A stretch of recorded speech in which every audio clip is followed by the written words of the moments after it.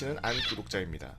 오늘 이야기는 제 군생활에 관한 이야기입니다. 저와 제가 근무했던 부대가 정말 엄청나게 특이하고 특수한 경우이므로 들어가기에 앞서 오해 없으시길 바라는 마음으로 이렇게 처음에 좀 적어둡니다. 저는 17년도 5월 5일 공군으로 입대했죠. 육군도 기술행정병으로 모집하듯이 공군도 그렇게 모집합니다. 공군은 훈련소에서 특기 분류를 할 때 강당에 모여서 특기 분류를 따로 합니다. 그 전에 특기와 관련된 시험도 한번 쳐보고 원하는 특기를 1지망, 2지망, 3지망 이런 식으로 적어서 제출하고 분류하죠. 저는 특기를 배정받았을 때 눈을 의심했습니다. 제가 적었던 1, 2, 3지망의 특기가 아닌 4지망의 특기, 정말 처음 보는 번호가 제 특기로 배정되어 있었거든요. 그렇게 그 특기를 받고 훈련소를 수료한 뒤 특기 학교를 가게 됩니다. 맨 처음 특기 학교를 갔을 때 제 표정은 정말 죽을 상이었습니다. 그도 그럴 것이 제가 원치 않는 4지망 특기를 받았으니까 말이죠.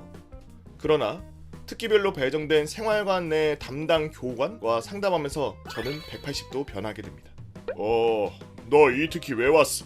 이병 김투수 1지망, 2지망, 3지망 쓴 거 다 떨어져서 여기로 튕겨져서 특기로 오게 되었습니다. 야, 넌 진짜 정말 조상님이 도우신 거라고 생각해라. 이 특기는 말이야, 교관님이 상담해준 내용은 자세하게 읊어드릴 수는 없지만 병사들은 절대로 고된 일을 안 하는 특기라고 했죠. 병사가 하다가 사고가 나도 간부가 하다 사고가 나도 둘 다 간부가 책임지니까 차라리 간부인 내가 한다, 내가 책임진다라는 마인드라서 군생활이 정말 편할 것이라고 했습니다.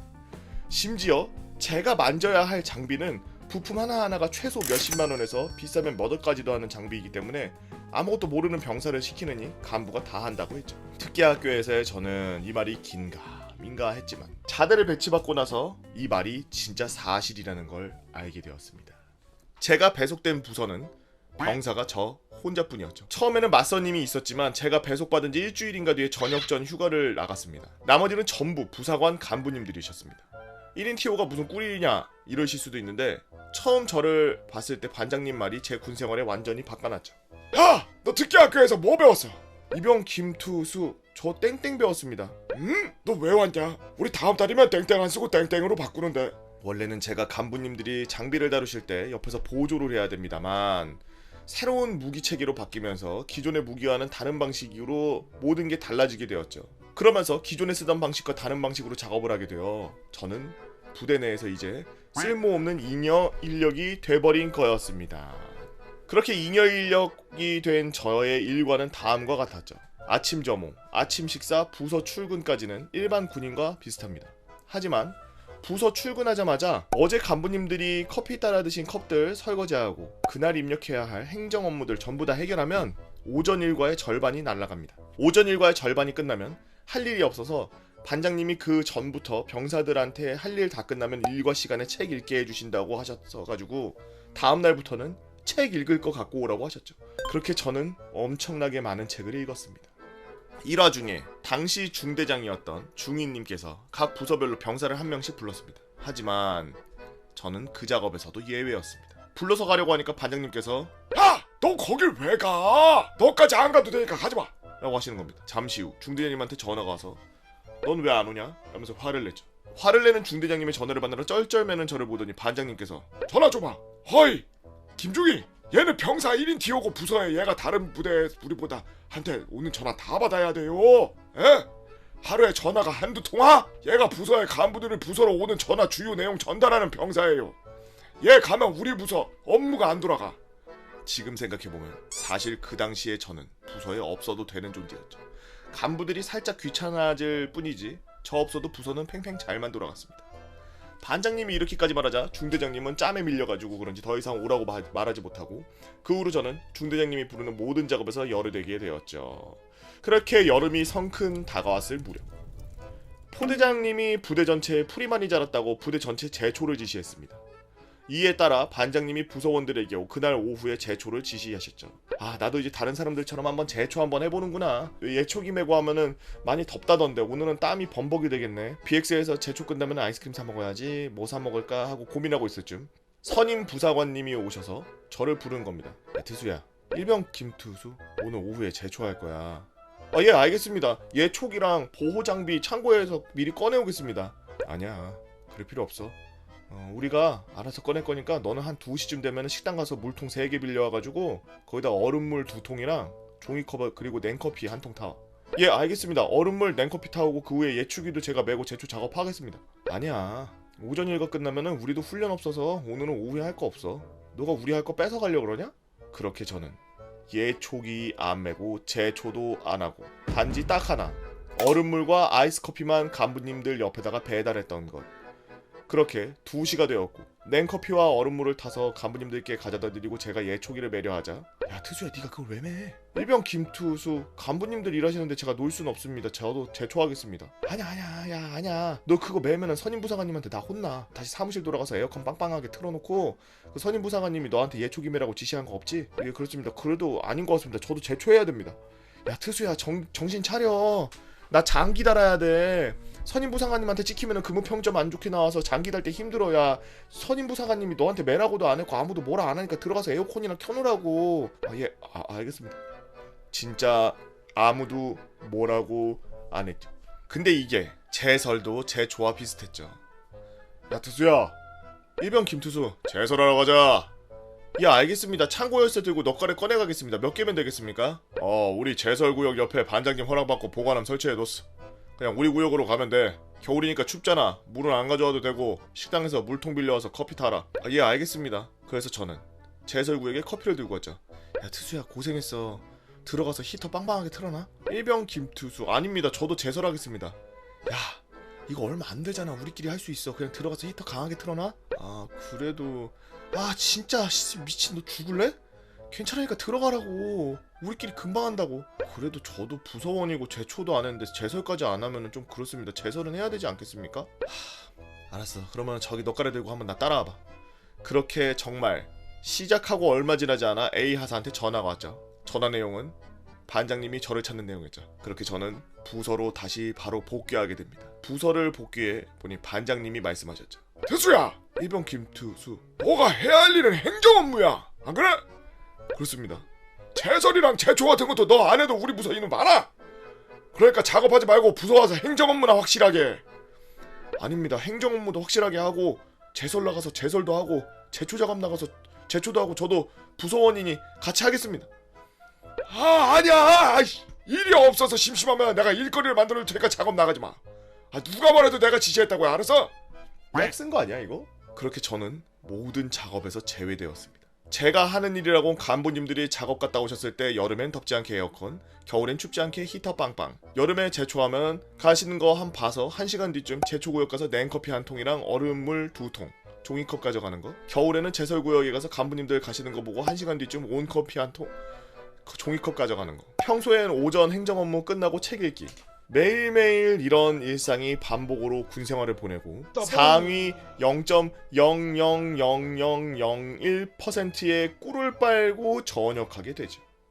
다음에 기회가 되면 부대원을 몰살시킬 뻔한 취사병 주방세제썰, 부대 밑에 있는 식당 강아지 때문에 부대 뒤집어진 썰, 부대에서 열린 천하제일 패급 대회 썰, 관물대 작업 때문에 생활관 공통 비품들 다 박살난 썰, 내우 경보 때문에 깨웠는데 아무 쓸모 없어서 당직사관 한숨 쉰 썰.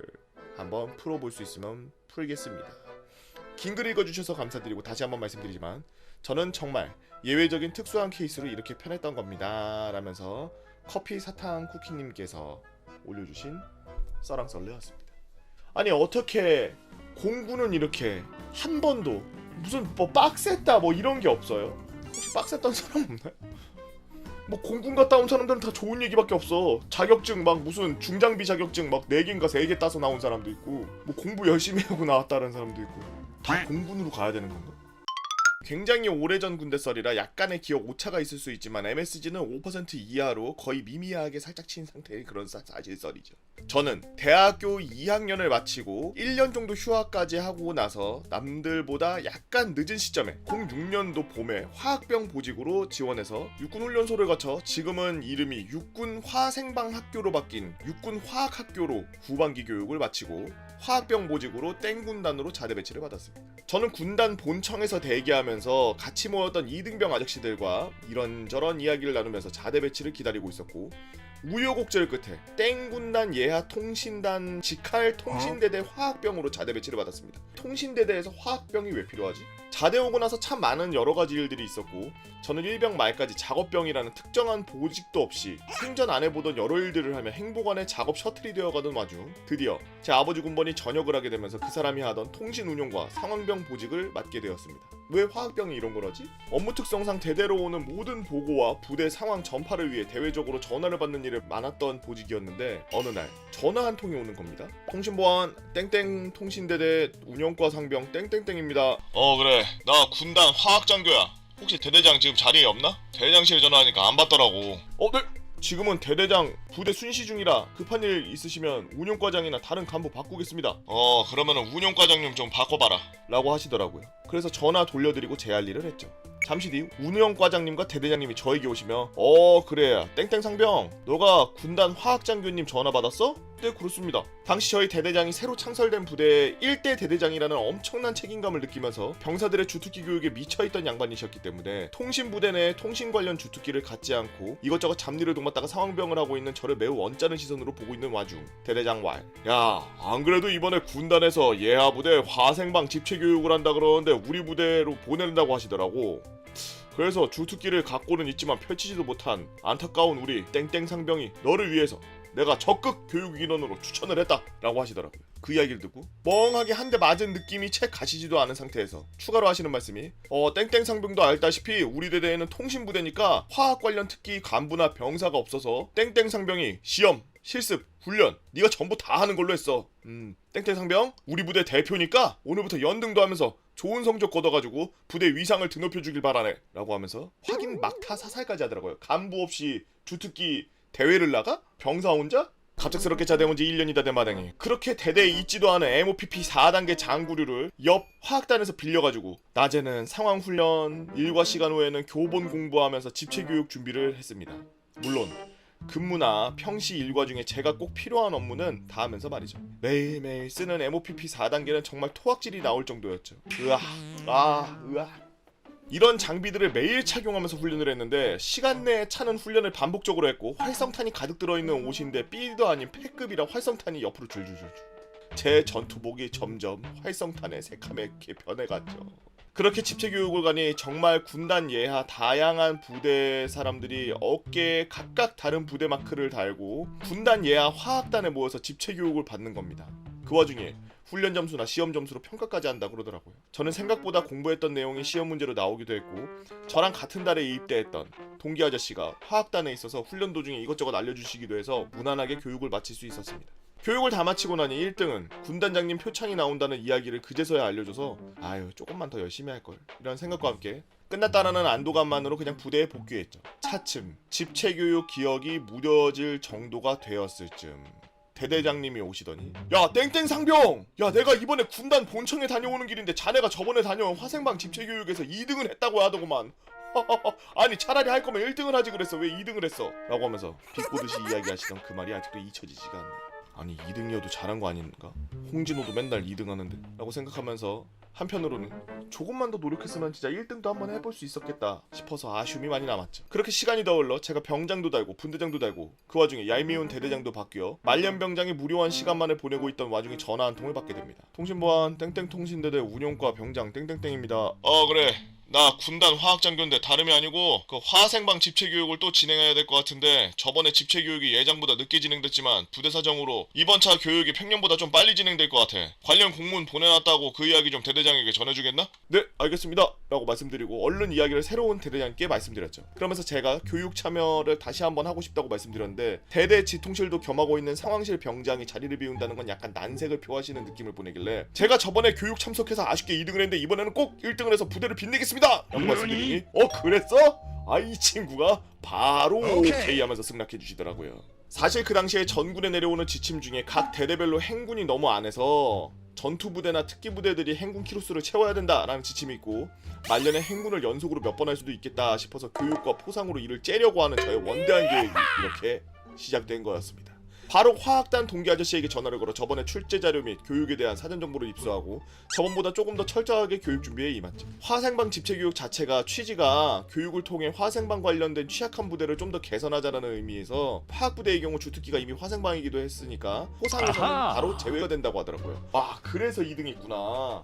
화학 부대들은 포상에서 제외되니까 그래서 더 저를 잘 도와준 게 아닌가 싶었습니다. 그래서 시험 문제도 다 풀었는데 한두 문제 제외하고는 정말 잘 풀었다 라고 생각을 했고 모의 훈련 역시 아주 부드럽게 마치며 복귀하고 결과를 기다리고 있었죠. 보통 결과는 2-3주면은 발표가 될 거라서 남아있는 말년 휴가와 포상을 합치면 한 달 반 정도 뒤에 주간 행군을 다 짤 수 있다는 희망에 부풀어 있었습니다. 하지만 예정된 시간이 지나가도 발표가 안 되는 겁니다. 굉장히 초조한 나날이 아니 행군하면 되지 뭘 초조해.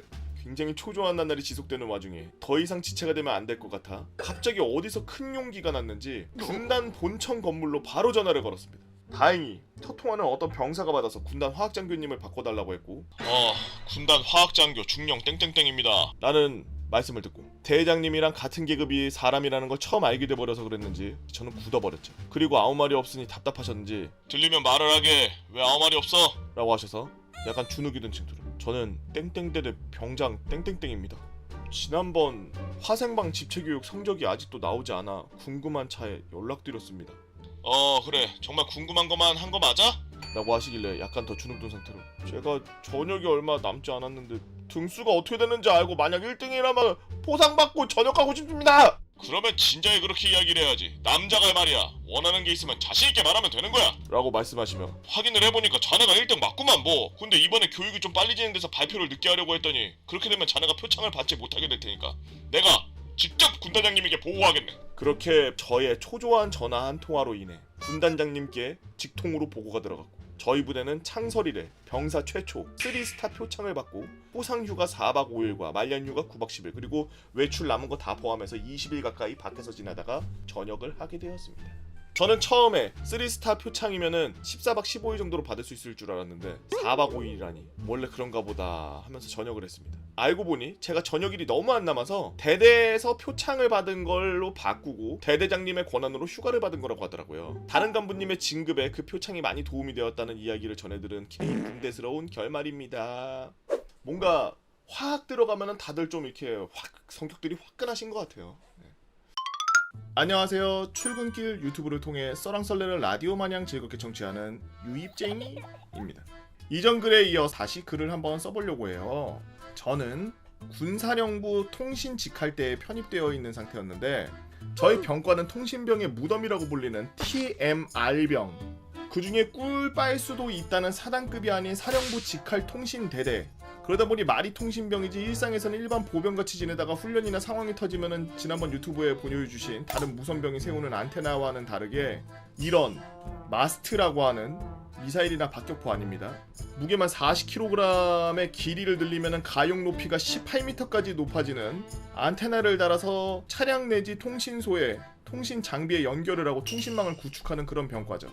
마스트를 세울 때 장면이 웃고 있는데 저 표정 죽었다 깨어나도 안 나오는데 안테나 달고 하면서 60-70kg에 육박하는 무식한 쇠파이프 그리고 나중에 저 그 시간마저 아끼려고 1병 이상의 체격이 되는 짬찌면 저걸 혼자서 밀어 올리고 상병장 베테랑들은 저걸 혼자서 들고서 옮기고 다닙니다.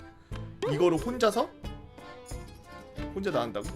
그리고 특히 한 겨울에는 학교 운동장이나 연병장에서 말뚝박고 철수할 때 지옥이 펼쳐지는데 이곳은 보고형이 겪으신 부대같이 통신병과 운전병만 이루어진 부대로 통신병들이 밥 짓고 위병소 탄약고 근무 쓰고 행정 업무도 보고 아이고 힘들었겠네. 훈련은 훈련대로 다 뛰고 일과는 일과대로 다 하는 그런 곳이었군요. 그런 곳에서 자대 생활을 하고 있었는데 위병소 근무를 서던 중에 일어난 일입니다. 우선 본 이야기에 앞서 간단히 장소에 대해 설명드리자면 산중에 위치한 저희 부대 특성상 위병소에서 막사는 약간의 경사가 있는 길을 따라서 위로 쭉 올라가면 수송대, 간부 BOQ, 분리수거장 그리고 막사 이 순서로 위치해. 무슨 막사 옆에 분리수거장이 있어? 위에 물론 타중대 차량대나 통신소 등 뭐 더 많은 게 있지만 그건 생략하고요. 때는 갓 상병을 달고 9월인가 10월쯤 여느 때와 같이 기분이 제일 더러운 새벽 1시 2시 근무를 나갔을 때였습니다. 위병소 근무는 저희 중대가 담당하고 있는데 위병 조장 1명, 위병소 근무자 사수 부사수로 이루어져 있는데 여느 때와 같이 위병조장이 골아떨어져서 조용하니 할 거라고는 부사수와 대화하고 노가리 까고 사회에선 뭐 했냐 취미는 뭐냐 온갖 얘기를 하고 있던 중 그래가지고 아까 전에 그 싸지방에서 일했단 말입니다. 그런데 갑자기 한창 서로 이야기꽃을 피워가는 후임과 저는 난데없는 웬 미친놈이 고래고래 고함을 지르는 소리에 깜짝 놀랐고 그 소리에 놀란 저는 야 방금 무슨 소리야? 무슨 소리가 나긴 했는데 제대로 듣지 못했습니다. 너 진짜 근무 제대로 안 서냐? 그런 저도 얘기하다가 제대로 못 들었죠. 결국 보고는 해야 돼서 딸다리로 한창 자고 있는 위병수 조장에게 신호를 보내고 보고했습니다. 이제 딸다리라고 하는 게 이제 저 전화기예요. 오해하지 마시기 바랍니다.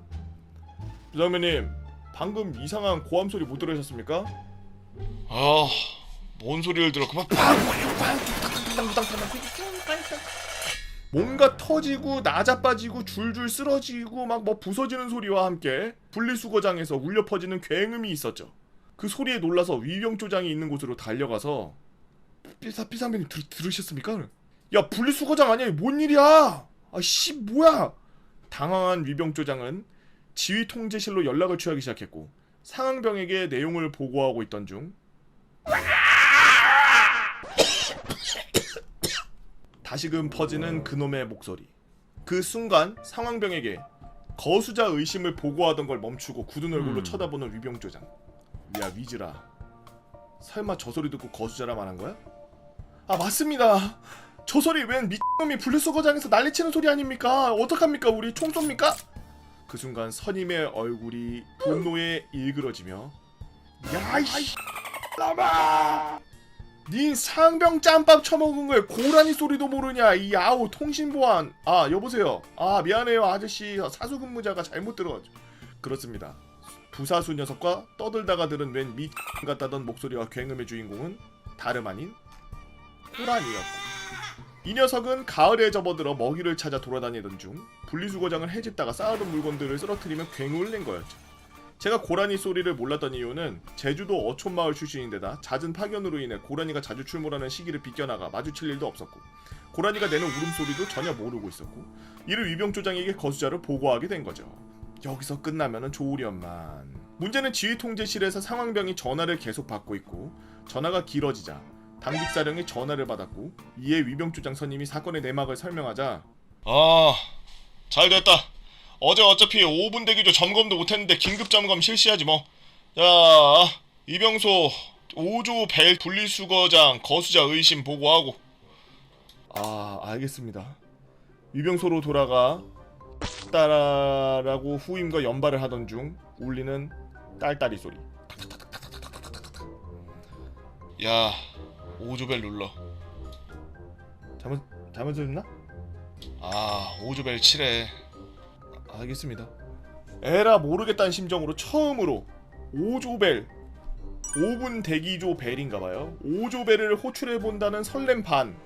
현 상황을 어찌 설명해야 될지 몰라 초조한 반의 심정으로 5조벨을 걷어찼고 유용소 안에 페달 같은 걸 걷어차면 신호가 가는 방식이었죠. 5조벨을 걷어찼고 얼마 지나지 않아 무장을 한 채로 미친듯이 사중경계를 하면서 다가오는 중대원들과 그리고 위병소까지 와서 상황 보고를 하는데 도저히 고라니 때문에 보고를 잘못해서 이 사단이 일어났다고 얘기는 못하고 분리수거장에서 땡땡시 땡땡분 굉음이 들려 위병조장에게 보고 땡땡분 뒤 거수자로 판단되는 소리가 들렸습니다 라고 전달을 해줬고 전달받은 5분 대기조는 미친듯이 오르막길을 올라서 분리수거장을 뛰어갔으며 그 뒤로는 어찌 되었는지 모르겠습니다. 근무가 끝나고 졸린 마음에 머리가 리셋돼서 고라니 때문에 벌어진 소동과는 별개로 저는 개꿀잠 잤죠. 새벽 1시에서 2시였다는 걸 기억하세요. 그 이후로 이 일이 퍼지면 어떻게 하나 했는데 위병조장도 자기가 졸다가 잘못한 게 찔렸는지 아무에게도 말하지 않았고 해당 사건은 조용히 묻혀서 저는 저희 중대원들이 5분 대기조 끝날 때까지 밥 먹으러 갈 때까지 5조 생활관을 항상 피해서 조용히 살았습니다. 여기서 5조 그러는 거는 5분 대기조인가봐요. 이후 시간이 남으면 지난번에 올렸던 집단 타령 방조한 썰 다시 재구성해서 육군 병사가 공군 격오지 부대에 파견가서 벌인 일을 시리즈로 풀어서 다시 작성해보고 후반기 교육 동기가 연말 행사 중 육사 출신 FM 중대장에게 물먹이고 보복당한 썰도 한번 써보도록 하겠습니다 라고 위질님께서 올려주신 썰랑썰레였습니다. 다름이 아니라 잠시 쉬는 시간에 개보고 TV를 보다가 문득 생각나서 군생활을 하면서 신기한 경험 2가지를 글을 올려보냅니다. 저는 10년도 군번입니다. 그 당시 제가 물리치료학과여서 의무병을 지원하게 되었죠. 의무학교에서 강원도에 있는 땡땡 사단으로 배치되었습니다. 혹시 사단 보충 중대라고 하나요? 하여튼 거기서 3박 4일 지내고 각 자대로 보내지는데 그때 한참 북한 목함지뢰 사건이 있어서 되게 심각한 상황이어서 사단 보충 중대에서 아무것도 안 시키고 중대장님이 그냥 니네는 앉아서 쉬어 라고 했습니다. 그리고 이제 공병대대로 가게 되었죠. 그쪽 보충 중대에 있는 기관병에게 공병대대는 좋은가요? 라고 물어보니 공병대대면은 독립중대가 하나 있는데 거기는 시설이 안 좋다. 거기 아니면은 그냥 나쁘지 않아 라고 해서 걱정이 많이 됐는데 공병대대로 가니 독립중대에는 의무병이 본대대에 있는 의무병을 파견 보내는 식으로 하더라고요. 이제 제가 이 사연을 보내게 된 이유를 말씀드리겠습니다. 그 당시 독립중대에는 포병대대 안에 부대가 있었고 어마어마하신 간부님이 한 분 계셨죠. 바로 보급관님이신데 사단 내에서 짬이 탑3 안에 드시는 분이었죠. 거기다가 독립중대였으니 완전 보급관님의 세상이었습니다. 그렇다고 이 보급관님이 병사들에게 나쁜 분이냐? 절대 아니었습니다. 제 선임이 휴가로 인해 제가 1병 때 파견을 잠깐 일주일 정도 가게 되었는데 보급관님이 너가 대신 온 의무병이니?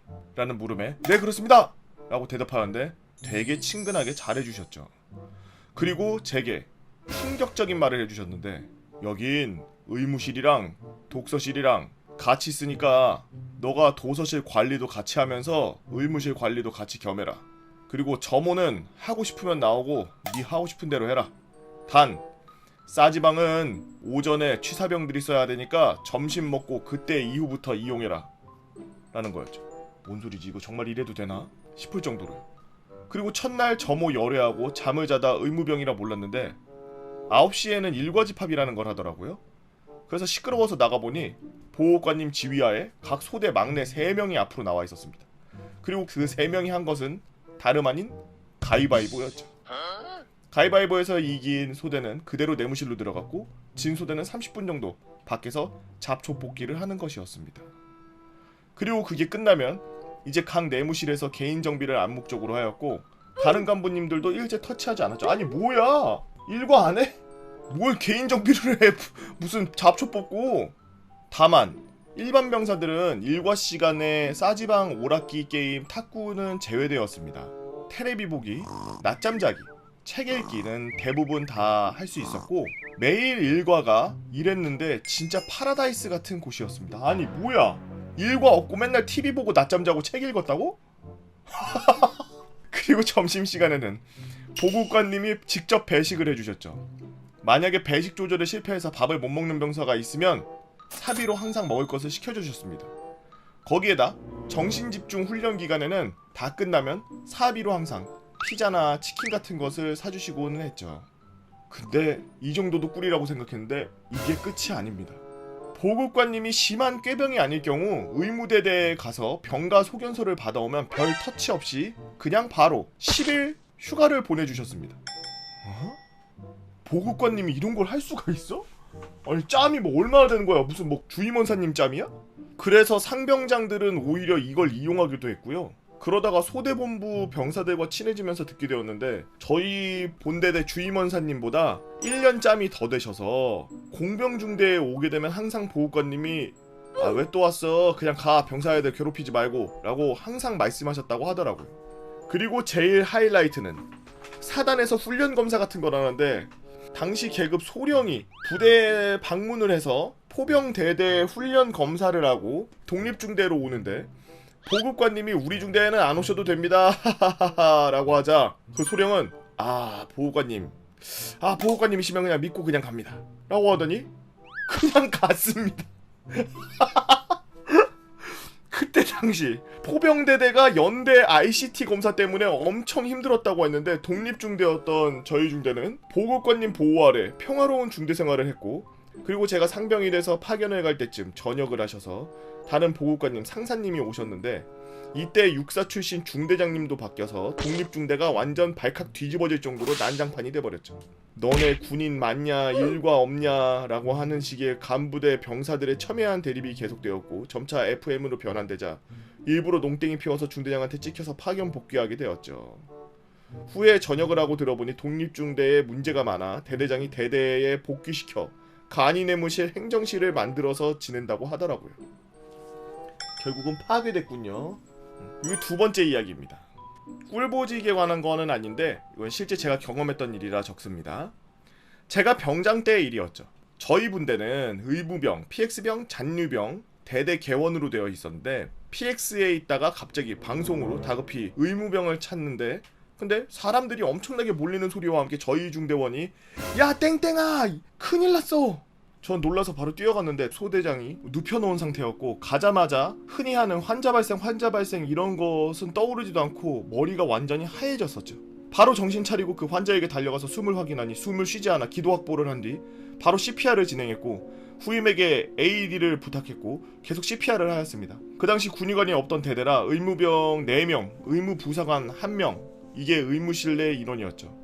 입에 거품이 있어 평소 같으면 더러워서 어떻게 인공호흡을 하냐라고 하겠지만 그 당시에 눈이 뒤집혀서 거품 있는 걸 제거하고 그 다음에 인공호흡을 실시했습니다. 이윽고 의무부사관님이 앰뷸런스를 가져와 이송하면서 계속 CPR을 하였고 의무대대에 가서 당시 응급실 의무병과 교대로 CPR을 계속 진행했죠. 정신을 차려보니 제 슬리퍼가 없더라고요. 정신이 너무 없어서 신발을 잊은 채로 의무대대까지 온 거였습니다. 그리고 그 병사는 사당 헬기를 통해서 수도병원으로 보내졌고 앰뷸런스를 타고 부대에 복귀하는데 심장이 벌렁벌렁 뛰어서 진정이 안 됐었습니다. 그러다가 당시 당직사관과 이야기를 하면서 1시간 정도 보내고 있는데 부대에서 연락이 왔습니다. 사망했다고요. 아이고. 그 말을 듣는 순간 엄청난 죄책감과 함께 살리지 못한 제 자신이 너무 한심해서 울었습니다. 그날 결국 잠을 자지 못했고 중대장님은 오늘 그냥 오치마라고 쉬라고 하셔서 쉬었지만 잠을 제대로 자지 못해 죄책감에 좀 시달려서 지내야 됐습니다. 3일 정도 지나자 대대장님이 불러서 말씀해 주셨는데 최초 발견이 너무 늦어서 이미 사망한 상태였다고. 사단 헌병대가 와서 저와 최초 발견자와 데려가서 조사를 하는데 처음 헌병 쪽으로 가게 되었죠.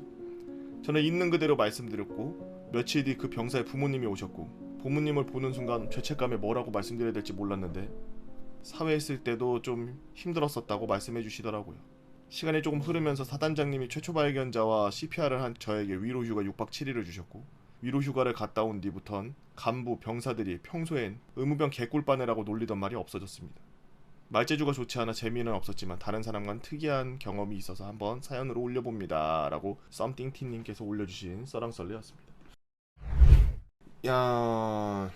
참 위에 첫 번째 썰은 꿀 빨았다고 와 장난 아니었네라고 막 이러면서 장난칠라 그랬는데 두 번째 썰 때문에 숙연해지네요. 본인이 의무병이지만 그런 상황이 닥쳤을 때 최초로 겁을 먹기 마련인데 그런데도 불구하고 사명감으로 좀 최선을 다한 것 같은데 너무 안타깝고 본인에게는 엄청 큰 트라우마겠지만 최선을 다하신 거예요. 누가 뭐라고 할 수 있겠습니까? 다들 한 번씩 생각해 본다면은 쉽지 않은 행동이었었다는 걸 아실 수 있을 거예요, 진짜. 여러분들도 CPR이 뭐야? AED가 뭐야? 막 이러고 계시는 분들 계실 텐데 유튜브로 CPR이라고 한 번만 검색해서 봐놓으시면 한 번만 자기 전에 베개에다가 대고서 한 1, 2분만 연습해 본다면 내가 사랑하는 사람들이 갑자기 숨이 멎고 갑자기 심장이 멈췄을 때 그때 생명을 살릴 수 있습니다. AED 같은 경우는 내가 나 쓸 줄 모르는데 하고서 있으실 필요 없습니다. 그거 그냥 까면은 거기서 알려줘요. 저는 통신부대에 온 화학병이라 일병 짬찌까지 특별한 보직 없이 이리저리 작업만 하던 작업병이었습니다. 기억이 가물가물하지만 저때 신막사가 막 공사하면서 지어진 때라 자잘하게 할 게 많아서 그런지 행보관님의 손에 이끌려서 각종 공구리 작업과 창고 정리들로 힘든 나날들을 보내고 있었습니다. 하지만 이러한 군생활을 견디게 해준 건 그나마 밖에서 저를 기다려주던 당시 여자친구와의 전화, 편지 등이 있었죠. 2등병, 1병 짬찌가 연애를 한다고 하니 주위 선임이나 간부들이 장난 반, 시기 반으로 여러 핀잔도 듣고 때로는 전화까지 몇 분대로 제한받는 등 불합리한 게 좀 있었지만 그래도 어떻게든 군대 생활과 연애 생활 모두 잘 해보려고 열심히 노력하고 있었습니다.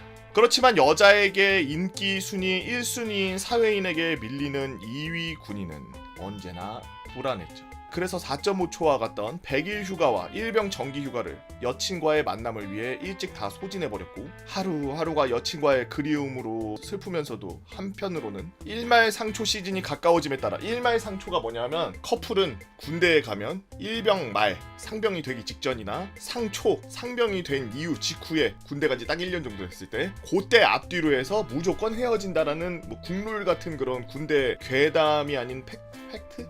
하여튼 뭐 그런 게 있습니다. 시즌이 가까워짐에 따라 헤어질지도 모른다는 불안감에 복잡 미묘한 시간들을 보내면서 군대 시간을 보내고 있었죠. 하지만 그 당시 여친은 그런 제 마음과는 달리 아주 착한 사람이었고 매번 전화할 때마다 오히려 저를 잘 다독여 주었습니다. 그러던 와중 하루는 전화로 저에게 다음 카페에서 군대 관련 행사를 한다고 말해주더라고요. 그 행사는 바로 군대 사연을 편지로 적어보내면 선정을 통해 병사 및 부대에게 휴가증을 보내준다는 행사였습니다. 아니 무슨 이런 걸 다음 카페에서 해?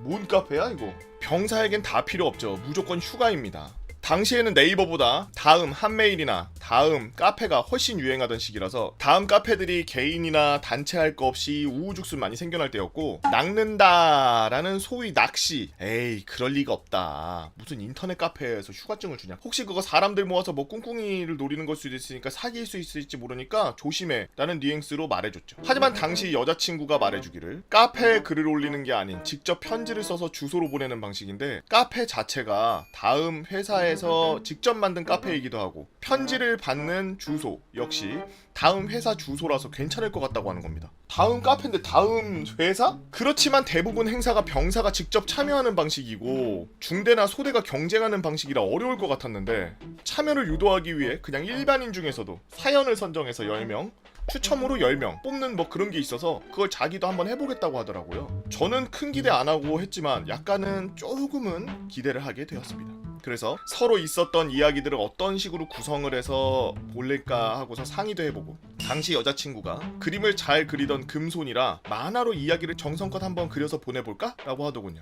하지만 전국에서 10명, 20명 뽑는 것이라 큰 기대는 하지 않았고 우리들의 좋은 추억으로 그냥 기억하자라고 이야기를 하던 어느 날 갑자기 여자친구가 약간 업된 목소리로 야 땡땡아 내가 보낸 편지 선정된 것 같아 라고 말해주는 겁니다. 저는 엄청 기뻐하며 전화를 끊었고 바로 그 다음날 휴가 일정에 대해 이야기를 드려야 될 것 같아서 중대장님과 행보관님에게 이 사실을 이야기했지만 뭔 휴가증이 어디에서 준다고 나갈 수 있으면 다 나가지 뭔 미친 소리라고 있냐 이렇게 이야기하시면서 곧 훈련이니까 작업이나 도와주라는 겁니다. 당시 저는 아니 전국에 몇 명만에 들어서 받아낸 휴가가 그냥 없어진다고? 아니 지금 중대장 대대장이면 충분히 나의 이 휴가를 짬시킬 가능성이 높다라는 생각으로 감정이 복잡 미묘한 상태가 되었고 다시 여친과 통화해서 이 부분에 대해 이야기를 했습니다. 그래서 여친이 해당 내용을 문의한 결과 카페 측에서는 해당되는 모든 병사분들의 혜택을 받을 수 있도록 국방부에서 확인하고 협조 요청하겠다라는 답변을 받았다고 말해주었습니다. 그 뒤로 정말로 저희 대대로 국방부 직할 다이렉트 공문이 내려왔고 정말 포상 휴가를 짜게 주던 저희 대대장조차 국방부 공문을 무시할 수는 없었던지 군생활 처음으로 4박 5일 포상을 다녀오게 되었죠. 보냈던 사연이나 편지를 인증하기엔 벌써 15년도 넘은 세월이니 너무나 힘들지만 당시에 다음 카페에서 행사를 했던 공지글이 다음 카페 공식 블로그에 흔적으로 남아있더라고요. 카페 자체는 폐쇄된 것 같았습니다. 아니 무슨 카페인데 휴가를 줘. 뭐야 뭐 국방부 카페야 뭐야. 박병장에게 보내는 편지 이벤트 참여 방법 특별한 추억을 남겨드립니다. 편지 보내실 곳 다음 커뮤니케이션 국방부 직할 부대 등 육군보다 상급 부대는 행사 대상에서 제외됩니다. 아 이걸 진행한 사람이 국방부에서 있는 분인가 보네. 조금 좀 파워가 조금 있는데 국방부 직할이나 육군보다 상급 부대인 데는 힘이 미치질 않나봐. 휴가 나가라고 막 강력하게 압박을 못하나봐. 대상에서 제외된대. 저는 여기에서 재밌고 감동적인 사연에 선정된 것으로 기억을 하고 있어요. 제가 인생 살면서 받았던 당첨 중 가장 기억에 남는 당첨이었습니다. 카톡이나 문자밖에 모르는 세대들 있는 요즘이지만 제가 손편지에 유독 진심이 되는 인생에 손꼽는 하나의 사건이라 말할 수 있지 않을까 싶네요.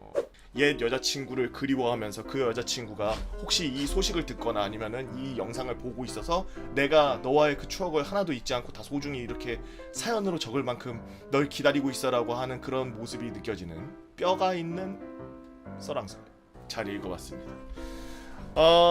좋은 추억이네요. 군대에 있을 때 뭐 이런 추억들이 있으면 좋죠. 저도 이제 제 친구의 그 어머님께서 우리나라 거의 최초의 여장교였어요. 여장교이자 그 나라에서 뭐 저거 하시는 아주 최고 엘리트였어요. 여튼 내 완전 그 뽕알 친구인데, 근데 내가 군대 가 있을 때 갑자기 저를 행정반에서 부르더라고요. 너 뭔 사이야 이래서 무슨 말씀이십니까? 그래서 너 이거 좀 봐.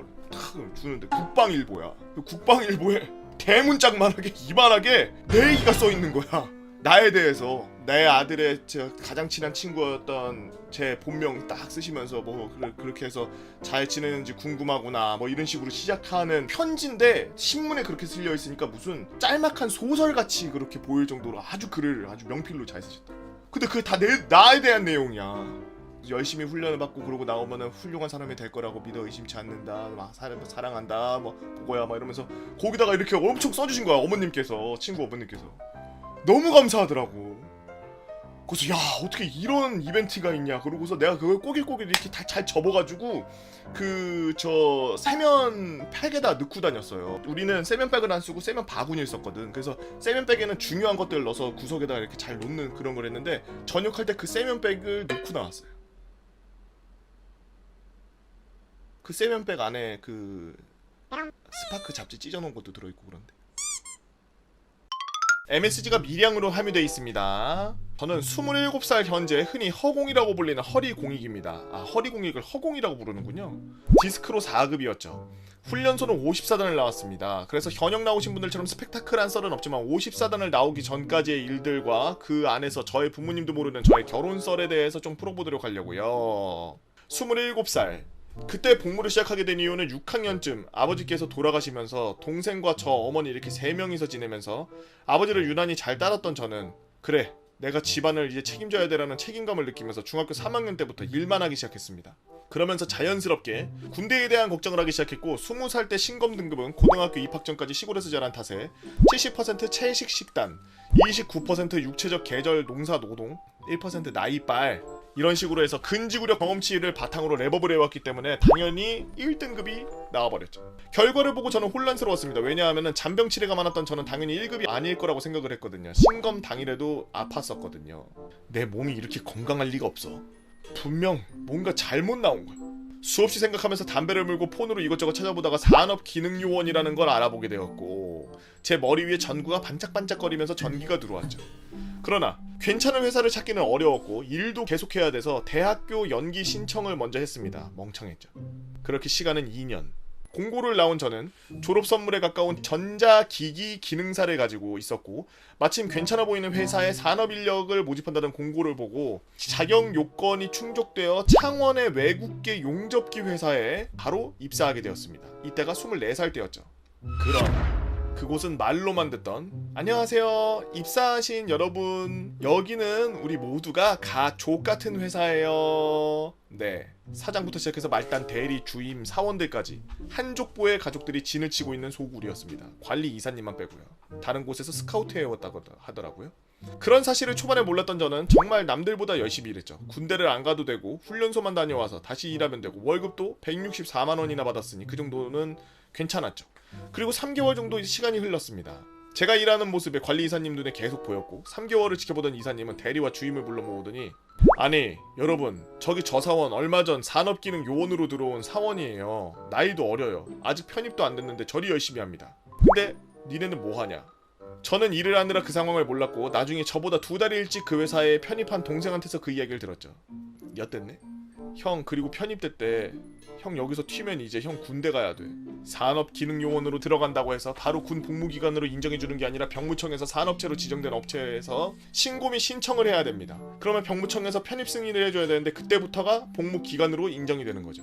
그러다가 마침 뒷동 담배 피우던 곳에서 주임과 대리 듀오와 눈을 마주쳤고 저는 빠르게 인사를 하였죠. 그러자 대리와 주임 듀오는 빠르게 전매를 통해 저에게 왔고 그들의 딜량은 세상 미쳤었습니다. 하루하루 지옥이 펼쳐졌습니다. 스트레스성 장염은 수시로 걸렸고 스트레스성 과호흡이 오고 과호흡이 심하게 올 때는 정말 죽는 것 같았죠. 주변에 도움 청할 곳도 없었습니다. 왜냐고요? 여기는 우리 모두가 족같은 회사니까요.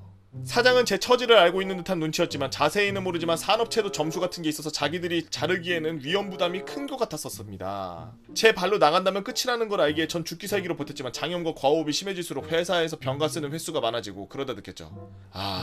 새끼들이 지금 내가 스스로 나가게끔 지금 판을 깔고 있는 거구나. 네, 그렇기 전 제 발로 그곳을 떠났습니다. 제 몸도 마음도 더 이상 예전 같지가 않았습니다.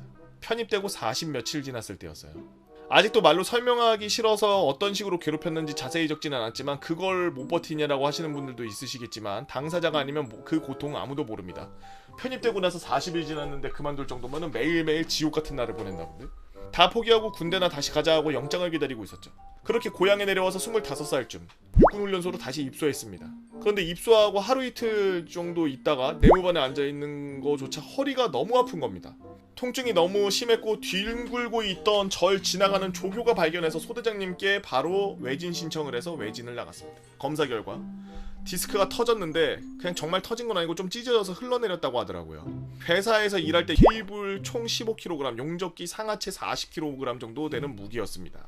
저는 부서가 AS 부서였기 때문에 저는 용접기를 맨날 들었다 놨다 옮겼다 이런 일을 수도 없이 많이 했고 젊은 나이였긴 했지만 요령이 있겠습니까? 그냥 힘으로 계속 버텼던 거죠. 그렇게 저는 머리를 밀고 민간인으로 다시 군대에서 토해져 나왔습니다. 이렇게 저의 1차 훈련소 원정이 끝났죠. 그렇게 친구들은 제대하고 다들 한 자리씩 자리를 잡아서 26살 때 이러다가는 30살에 갈 것 같아서 2차 훈련소 원정을 준비하고 바로 실행에 옮겼죠. 이번에는 PC방에서 지원 스크롤을 펼쳐서 가차를 돌렸습니다. 짜잔 7사단이 나왔네요. 마지막 남은 담배 한 개 피를 피면서 그래 이왕 나이 먹고 가는 거 정신무장도 할 겸 빨리 갔다 오자라는 마음으로 마음을 다잡았고 저의 두 번째 입대 원정의 시작이었죠. 아직도 훈련소로 가던 길이 보이던 팻말이 기억나네요. 여기서부터는 38선입니다 라고 시뻘건 글씨로 써있었어요. 입소 후 입소자 면담에서 소대장님이 저에게 물어보시더라고요. 넌 한 번 다녀왔네? 예 그렇습니다. 왜 나왔나? 저도 몰랐지만 허리 디스크 판정받아서 나왔습니다. 하지만 지금은 많이 호전되었습니다. 정밀신검 때 땡땡이는 받아볼 생각 있니? 뭐 지금은 많이 호전된 것 같고 괜찮은 것 같습니다. 그래도 우리 훈련소가 다른 훈련소보다 힘들 건데 잘 지내기 위해서 한번 다녀올까? 알겠습니다. 다녀오겠습니다. 제 몸 상태가 지금 어떤지 궁금하기도 했고 정밀 검사 받는다고 다 나가진 않겠지라는 아니란 생각이었죠. 정밀 신검 당일 신청자는 중앙현관으로 모이라는 방송이 나왔죠. 그렇게 모여서 버스를 타고 춘천 국군병원으로 가서 검사를 받았는데 군의관님께서 제 병적 기록을 모두 알고 계셨기 때문에 저에게 딱 한마디 하시더라고요. 통원 치료도 넌 힘들겠는데? 무슨 말씀이십니까? 우리가 통원 치료가 가능하다고 판단되면 그래도 훈련소에 남게 해주는데 너는 나이도 있고 지원까지 해서 온 건데 이건 통원 치료가 안 돼. 저는 결과를 듣고 결과가 나온 다른 동기들과 버스에 탔고 한참 앉아서 멍을 때렸습니다. 그때 여자 중사 한 분, 남자 하사 한 분 그렇게 같이 가셨는데 여자 중사님이 보여서 가서 드릴 말씀이 있다라고 했고 내려서 이야기를 했죠. 군의관님이 가라고 하십니다. 땡땡땡땡. 검사 다시 받고 싶습니다.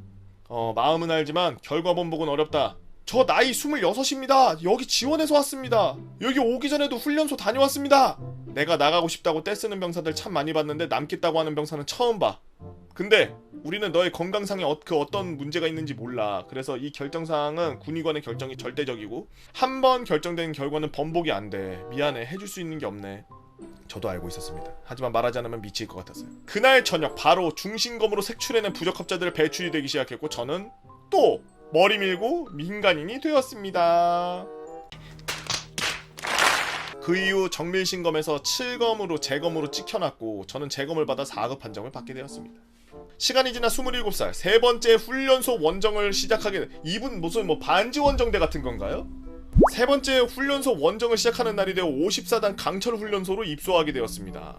사회복무요원 및 산업기능요원 등 대체복무자들이 훈련한 훈련 주차는 4주차에서 3주차로 줄었기 때문에 일정이 많이 빡빡했죠. 화천에서의 경험을 되살려서 소대장 말을 절대 신뢰하지 않고 정밀 신검 신청도 손들지 않았습니다. 그러다 시련이 찾아왔습니다. 수료식 때 단정해야 된다고 이발을 하라고 하는 겁니다. 아니 나 이번에 3번 밀고 군대 들어왔는데 밀면 4번 미는 건데? 저는 뭔가 모르게 폭발적으로 억울했고 저의 모낭과 모발의 아우성애, 제 모성애를 심하게 자극했죠. 모성애가 있어? 멈춰있던 뇌 기능이 CPR을 시작했고 결혼한다고 하면 되지 않을까? 저는 바로 이소대장님께 달려갔고 상담 신청을 했습니다. 땡땡번 훈련병 이소대장님께 용무가 있어 왔습니다. 들어가도 되겠습니까? 들어와. 다름이 아니라 이번에 이발 때문에 말씀드릴 게 있습니다.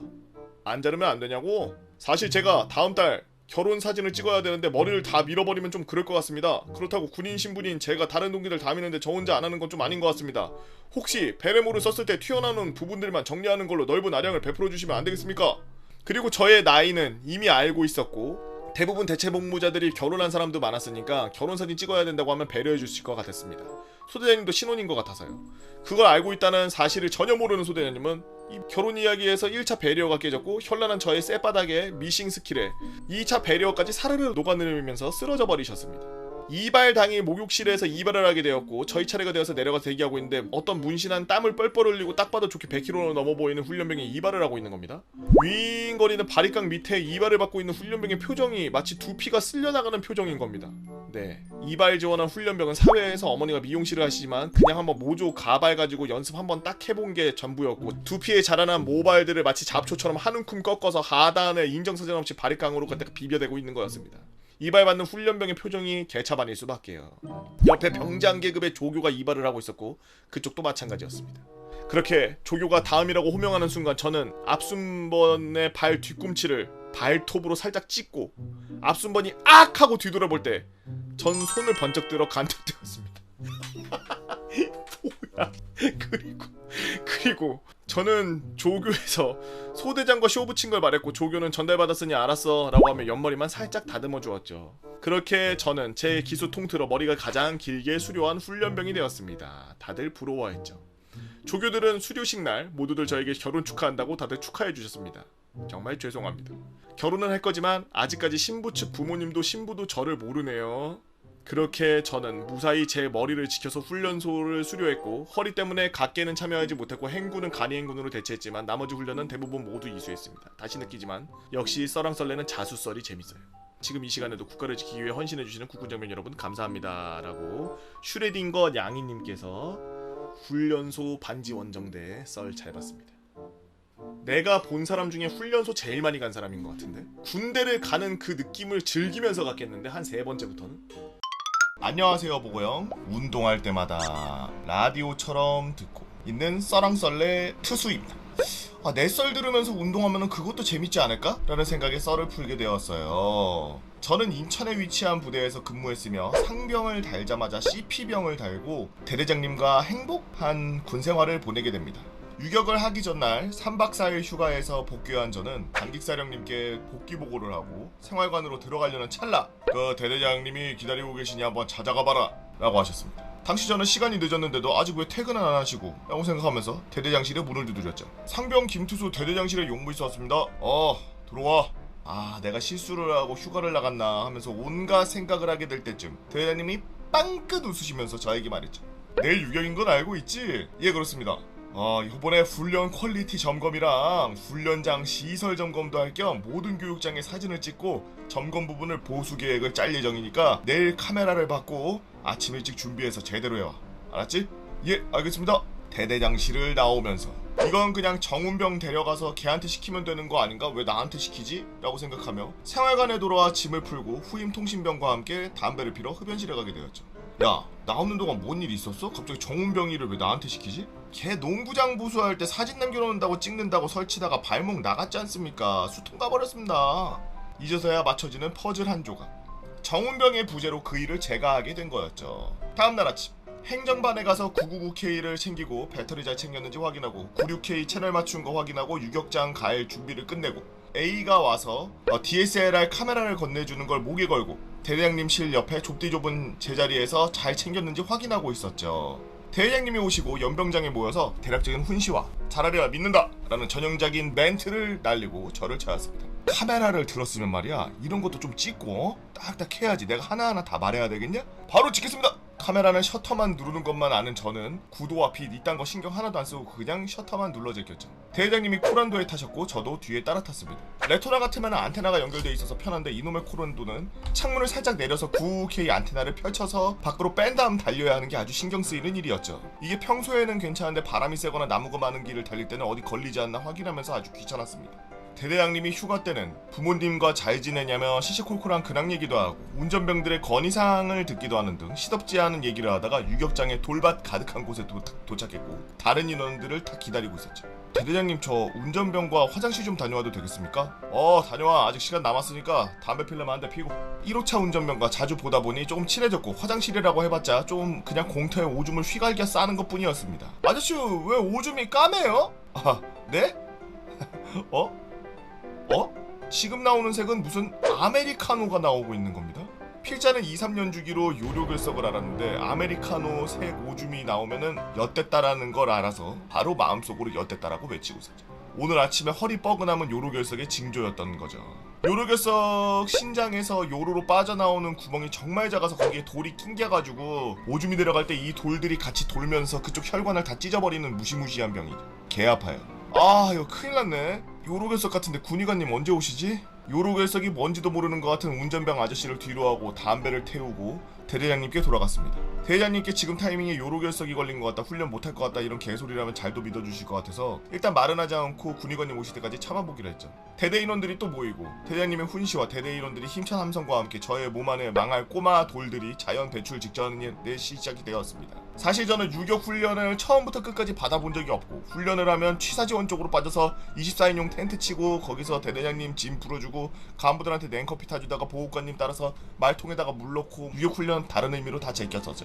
일단 이 꼬마돌 자연 배출 플랜은 이랬습니다. 첫 번째, 수분 보충. 하지만 유격이라는 제한적인 공간에 물이란 존재하지 않습니다. 두 번째, 뛰기. 제자리에서 조깅을 하던 뛰어야 되는데 뛰려면 취사지원 쪽 가서 그쪽 부대에 연병장을 뛰는 거가 있지만 언제 갈지 모르니 패스. 세 번째, 군의관. 군의관님께서 요로결석 의심된다고 말하고 진통제 처방 후 참다가 다음에 수통에 진료 예약하는 것. 하지만 이것도 군의관님이 오셔야 되는데 아무리 둘러봐도 엠빌이 안 오는 겁니다.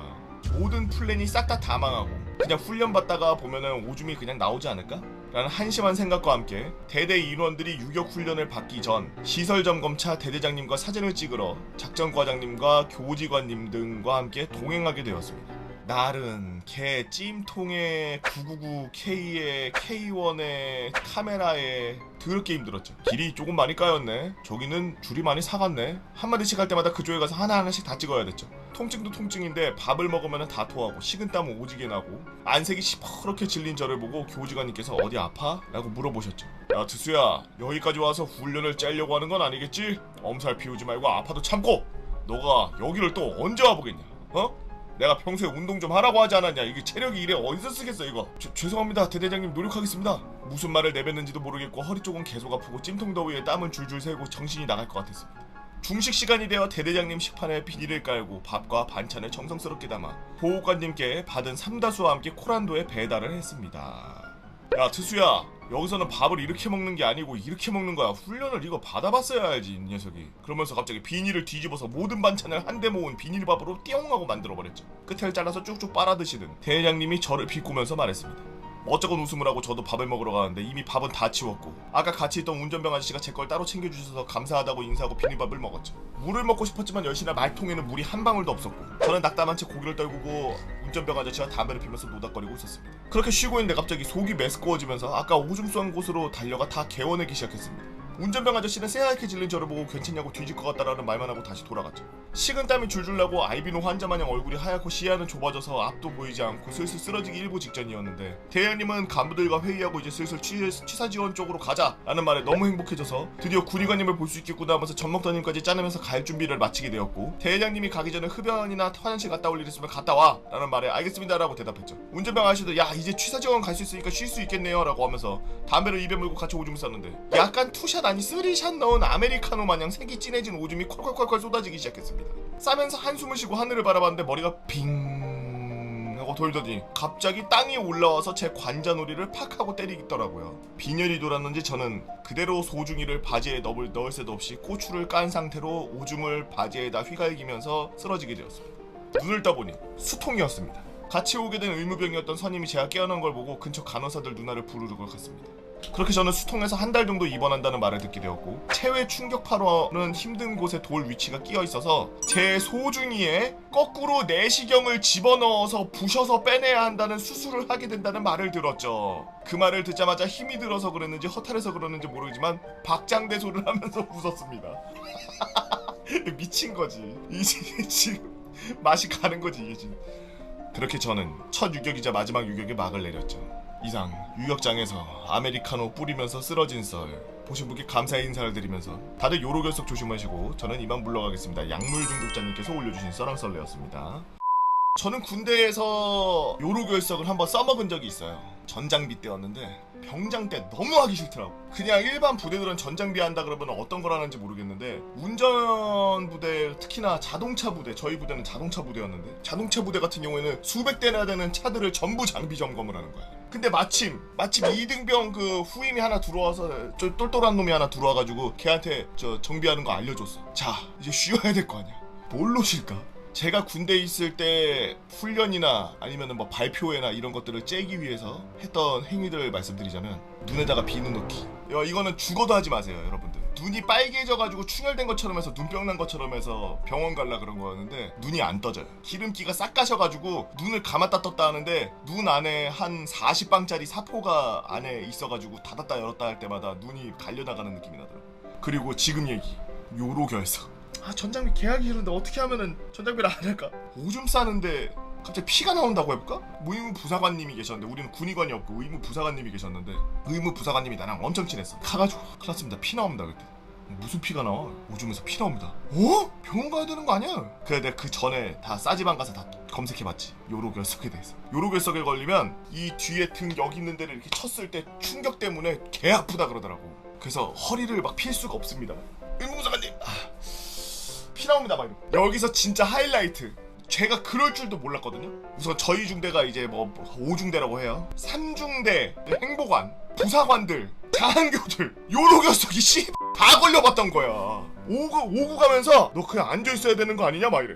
주상 괜찮습니다. 가서 앉아있어 임마. 나중에 수통 가봐. 알겠습니다. 지나가면서 다 걱정해주는 거야. 존나 미안하게. 나는 그냥 의무부사관님한테 말해서 그냥 일과 짤라 그런 거였는데 나는 이렇게까지 나한테 막 그럴 줄 몰랐는데 한 4-5명이 자기들도 다 요로결석 겪어봤다고 무슨 군대에서 석회맥이나 봐요. 막 이러면서 구라치면서 막 이제 막 일이 점점 커지고 있어. 막 안 되겠다. 이거 이러다가는 안 되겠다. 그래갖고 전장비 이틀 전인가에 3중대 행보관이 저 당직사관 쓸 때 야 걔보고는 저 특수 저걸로 해가지고 병력으로 해서 걔 무조건 누워있게 하고 쉬게 해줘 막 이러면서 막 이러는데 너무 고맙더라고. 보통 때는 완전 꼰대 행보관이야. 그냥 당직사관이야. 이러고 있어요. 야 쉬지 말라고 하는 게 아니잖아. 할 거만 다 하고. 약간 딱 이런 스타일인데 막 아프다 그러니까 존나 잘 챙겨주니까 미안하더라고. 그래가지고 나 아파서 막 이렇게 화장실 가는 척한 다음에 다시 나와서 그 당직사관실 가서 당직사관님 오줌 싸는데 쨍그랑 소리 나고서 그 다음부터 여기가 좀 덜 아픕니다 막 이랬어. 그게 거짓말로. 그랬더니 그래? 나왔어 막 이러면서 존나 좋아해. 다른 데는 안 아파. 근데 싸는데 죽을 뻔했습니다. 그렇지. 싸는데 원래 죽을 뻔해. 그게 칼처럼 생겼거든. 그렇지 말면서 존나 좋아해. 막 박수 존나 쳐. 야야야 다 나왔나 보다. 이젠 안 아파. 조금 봐야 되는데 괜찮은 것 같기도 합니다. 조금 생활해 보겠습니다. 그러고서 그냥 전장비 다 했어. 간부들이 갑자기 그러니까 어이가 없더라고. 나는 간부들이 또 갈구고 이러면은 바로 째야지. 나 수통으로 째버려야지 이러고 생각했었는데 존나 미안하더라고.